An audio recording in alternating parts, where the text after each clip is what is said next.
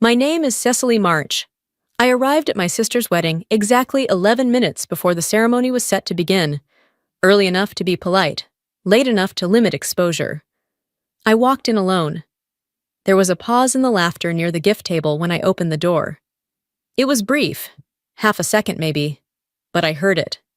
That inhale people take right before they pretend they weren't just talking about you. Then came the whisper, "That must be the older sister. Didn't she come alone?" And the answering chuckle. Not surprising. Their eyes didn't bother me. Not anymore. I was used to being the name people forgot. The chair no one reserved. My family had long since made it clear I was the necessary box to tick, not the person they wanted around. What they didn't notice was the older man seated near the front. He had been speaking quietly with a group near the altar, but when I walked in, he stopped mid-sentence and turned. He squinted for half a beat longer than necessary, like trying to match a face to a headline. Then, just as quickly, he leaned back, his expression unreadable. I took my seat near the back, without fanfare or fuss. But I saw him watching me, and that, I knew, would change everything. I left home the week after graduation and never really looked back. My parents said they were proud, but you could feel the pause before the word proud landed, like they had to remind themselves to say it. My sister, younger by 4 years, stood beside them during my college send-off, wearing a sweatshirt 2 sizes too big and a smile 2 seconds too late. I didn't blame her. She was still a kid then, back when we were still sisters in name and nothing else had come between us. The thing is, I wasn't a runaway. I didn't storm out. I didn't scream. I just left. I had a scholarship, a train ticket, and a quiet understanding that if I didn't carve space for myself elsewhere, there wouldn't be room for me at all. While my sister, Mariah, stayed close, I drifted further, city after city, contract after contract. I didn't post much, didn't return for holidays. At first, I thought they'd reach out, ask what I was working on, where I lived, who I'd become. But they didn't, not even once. And somewhere between one ignored birthday and another forgotten New Year's, I stopped waiting for them to ask. Professionally, I found a strange kind of success, not the type that made headlines, the type that signed non-disclosures. I worked behind the scenes as a restructuring strategist. Companies in freefall hired me when they didn't want their downfall to make the news. I was the name no one knew, but everyone followed once the numbers turned red. That suited me. There's a safety in being invisible. It lets you walk through rooms without expectation, lets people underestimate you with ease. There's power in that, if you know how to use it. I didn't use it on my family, not for a long time. I heard about Mariah's engagement through a forwarded email from our mother. No subject line, no message, just a flyer-style announcement. Gold font, pastel florals, and both families listed in full, except for mine. It didn't say Cecily March. It just said, Sister of the Bride, attending, no +1. No mention beyond a role I hadn't agreed to. I replied with a single word, received. I didn't ask questions. I didn't send a gift. I waited. When the formal invitation arrived, 2 weeks late and creased at the edge, I saw they'd listed me again, this time under extended family, with seating in the back and no rehearsal invite. Not even an RSVP card. Just a QR code with the phrase, "Please be understanding. It's a busy time." I wasn't hurt. I was unsurprised. They'd already made it clear I wasn't part of the performance. Just background furniture, useful only if I sat down and stayed quiet. But I'd accepted the invitation anyway, because the bride's grandfather, Harold Brenner, was a name I did recognize. And he was one of the few men who'd ever looked at a budget I rebuilt and said, "Who did this?"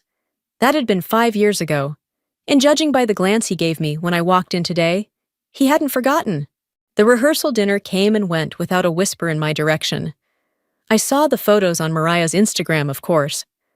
A long table wrapped in fairy lights, laughter captured mid-motion, wine glasses raised in carefully posed cheers. There were name cards at every place setting, gold-trimmed menus printed in cursive. I scrolled past them slowly, knowing none of those cards bore my name. I hadn't expected to be invited. Not really. But it still said something, didn't it?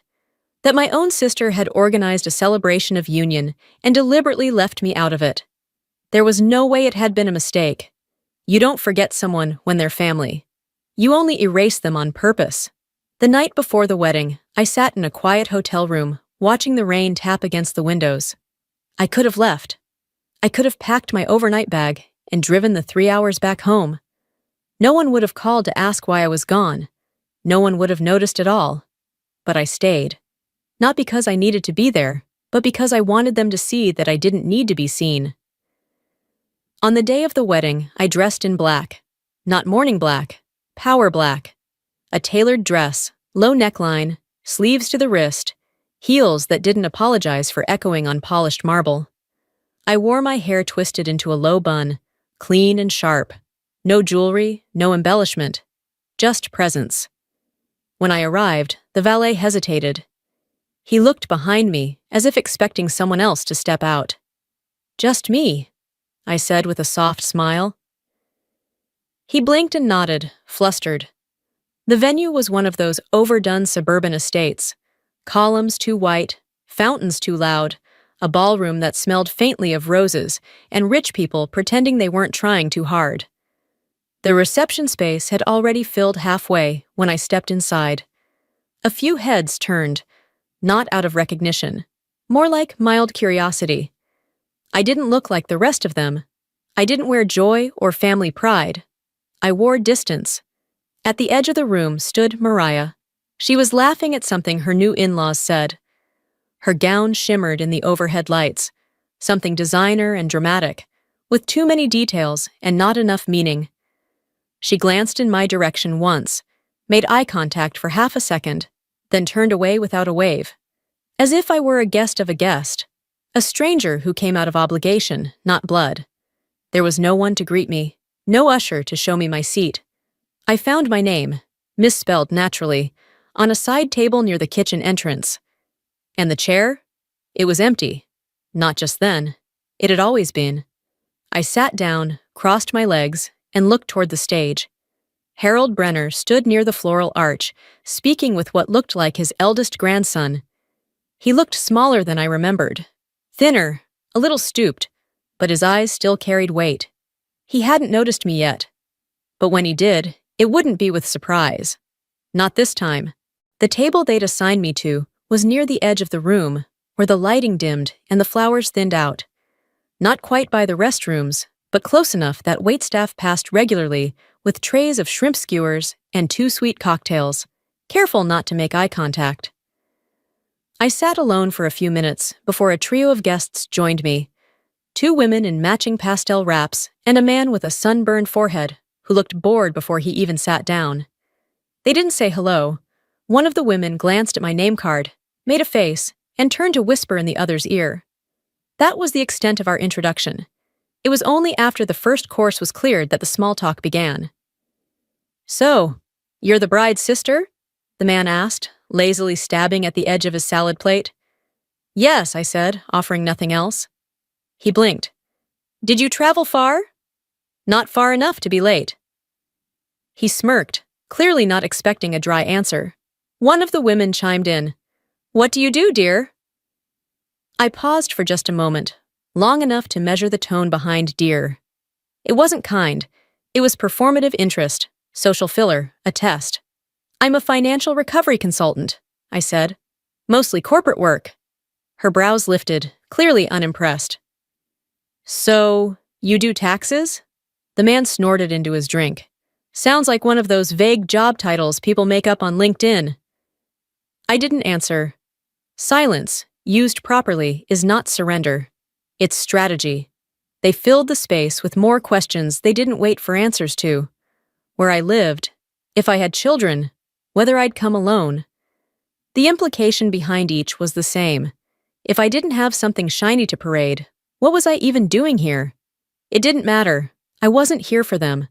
But what did matter, what snapped me out of my practiced indifference, was when one of the women leaned forward and said, just loud enough to be overheard, I mean, bless her heart. You'd think her own sister would have seated her somewhere better, unless there's a reason. There was a brief hush at the table. the kind that follows a joke too sharp. Then laughter, soft, condescending, and unmistakably cruel. I looked across the ballroom. Mariah was glowing at the main table, surrounded by in-laws in suits and dresses that didn't wrinkle. She hadn't glanced back once. She wouldn't, but someone else had. From his seat near the front, Harold Brenner was watching me again. His eyes weren't casual this time. He was studying me, brows slightly furrowed, lips pressed into something unreadable. And then, quietly, he rose. No announcement, no clinking glass. Just a man in his 80s standing slowly in the middle of a wedding banquet and walking, deliberately, toward the table no one cared about. Our table, my table. The others turned, confused. Conversations tapered off. And just before Harold reached me, the woman beside me whispered, "Wait. Is that?" I didn't answer. I didn't move. I simply watched as the room shifted under its own weight. He stopped just short of the table, cane in one hand, the other resting loosely at his side. For a moment, no one moved. It was as if the room had collectively inhaled and forgotten how to exhale. Harold Brenner turned his full attention to me. The others at the table looked between us, blinking, unsure, bracing for a scolding or maybe a scene. Instead, Harold did something no one could have predicted. He bowed. Not the stiff, obligatory nod of old men greeting acquaintances. No. He lowered his head, slow and intentional. His shoulders dipped slightly. His voice, when he spoke, was steady. "Miss March," he said, with the kind of reverence usually reserved for royalty or rescue, "I had no idea you were here today. If I had known, I'd have made sure your seat was beside mine." Dead silence. One of the women beside me made a small choking sound. The man with the sunburn knocked his fork off the table. I stood slowly, unsure if I was supposed to, but unwilling to let him stand alone. "Mr. Brenner," I said, my voice lower than I expected. "I wasn't sure you'd remember me." "How could I not?" he said, straightening. "You were the only one in the room who spoke clearly when everyone else panicked." Murmurs rippled through the tables nearby. Harold gestured to the main stage. "You all know the quarterfall crisis 2 years ago," he said, not raising his voice, yet drawing every eye. "The one that nearly tore our family's business apart? The one none of us could stop?" He looked at me again. She did. I could feel every eye in the room turn like a tide. They weren't looking at my dress anymore. They weren't noticing whether I had a +1. They were staring at a woman they hadn't invited to the rehearsal, hadn't acknowledged in the program, hadn't even bothered to seat properly, and realizing, all at once, that they'd misjudged everything. Mariah stood halfway up from the head table, mouth parted in confusion. Her new husband whispered something, but she didn't react. Her gaze was locked on Harold. On me. Harold stepped closer. "Forgive the oversight," he said. "We owe you more than a chair in the shadows." He extended his arm, and just like that, I walked with him. Past the silent tables, past my sister's frozen expression, past every whisper and stare. He led me to the front of the room and seated me beside him. The seat reserved for legacy. As I sat, I caught the eye of the woman from before. The one who'd said, "Bless her heart," with a smile meant to wound. Her smile was gone. Mine wasn't. I didn't gloat. I didn't need to. The truth had spoken louder than I ever could. And in that ballroom of white roses and crystal chandeliers, nothing was more deafening than a bow. The applause had been polite, uncertain. It died quickly, the way applause does when no one's quite sure what they're clapping for, or if they should be clapping at all. But I didn't need their noise. I sat beside Harold for the next half hour, exchanging soft comments about industry trends, market timing, and how his grandson had ignored 3 of my key recommendations in the last fiscal quarter. He chuckled at that, said it ran in the blood. His wife, long gone, had once said the same about him. Mariah didn't approach. Not during the meal, not during the toasts, not even when we locked eyes across the room. She wore the same tight-lipped smile she'd worn in family photos for years, just wide enough to hide the resentment underneath. But I knew she'd come. It happened during the dessert course. I'd just turned down a 3rd coffee refill when I felt a tap on my shoulder. I turned. "Can we talk?" she asked, barely above a whisper. I followed her out to the side garden, where the string lights ended and the hedges gave us some form of privacy. Her train caught on the gravel as she turned to face me. "You're working with his company?" she demanded. "Since when?" I kept my hands clasped in front of me. 5 years ago, I didn't work with it. I stabilized it, quietly. That's how I operate. Mariah blinked. "You didn't think to mention that? To me? To Mom and Dad?" "You didn't ask," I said softly. She let out a frustrated laugh. "You're unbelievable." "I came when I was invited," I said. "I sat where I was told. I didn't make a scene. I didn't interrupt anything. But you let him announce it. You let him pull you to the front." "I didn't let him do anything," I said. "He saw me, that's all." Mariah turned away, arms crossed. "I just don't get it. You've been gone for so long. No updates, no calls. Then you show up here like you're someone."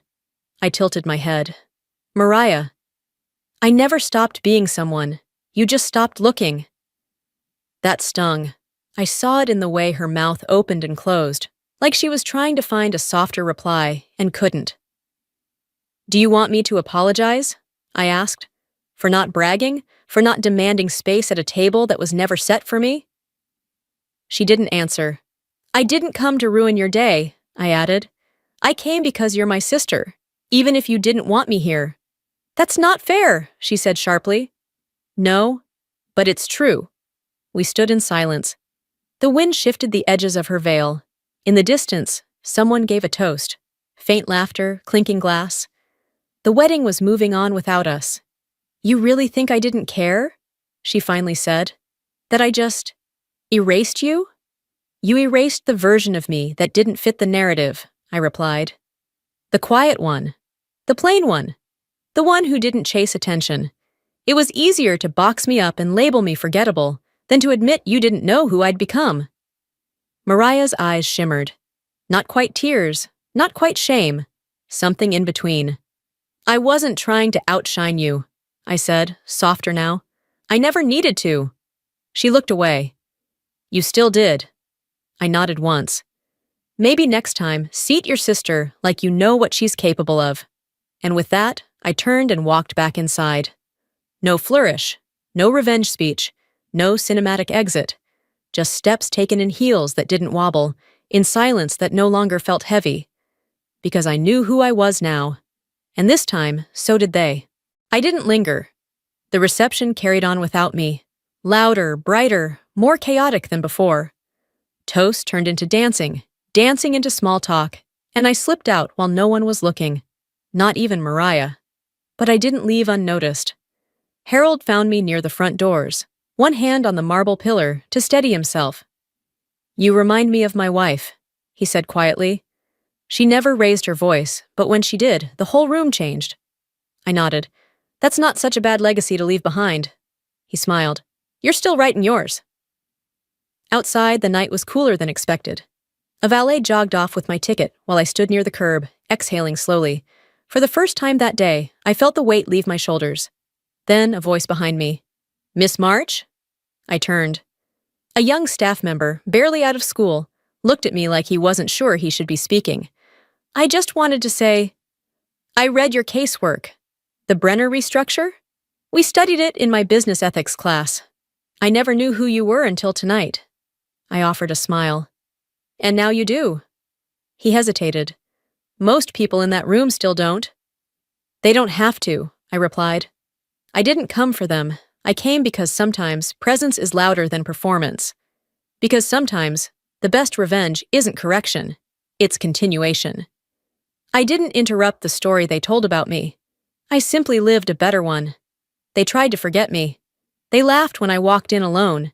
And in the end, they watched me leave, with my name intact, my worth unquestioned, and my silence ringing louder than applause.